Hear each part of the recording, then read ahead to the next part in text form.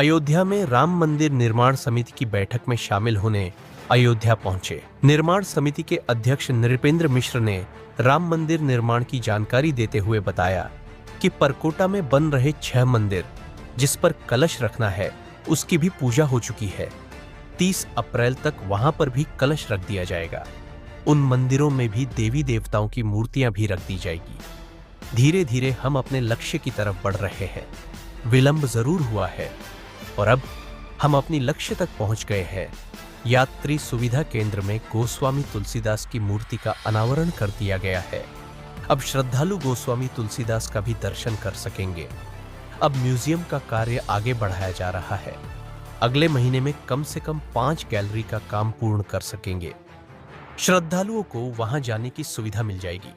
सप्त मंदिर के बीच में पुष्करणी यानी जलाशय बनकर तैयार हो गया है।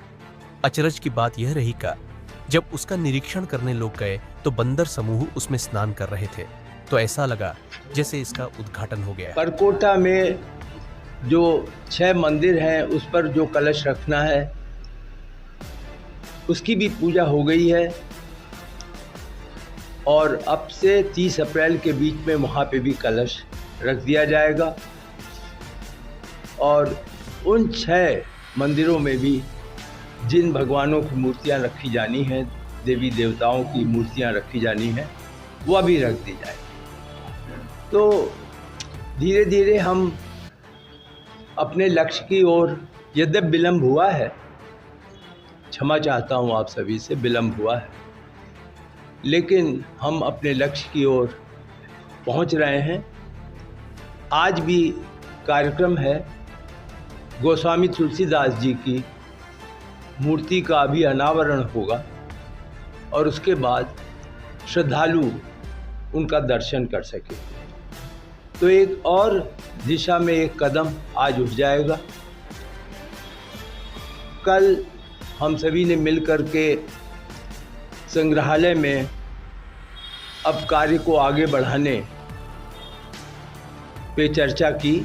आप जानते हैं कि उसमें बहुत निर्माण कार्य, मरम्मत का और विस्तार का दोनों ही किया जाना था, लेकिन हम लोग अब प्रयत्नशील हैं कि उसमें कम से कम 5 गैलरी का कार्य अगले 3 महीने में यदि हम पूर्ण कर सकें तो वहाँ पर भी हम श्रद्धालुओं को एक सुविधा मिल सकेगी कि वो वहाँ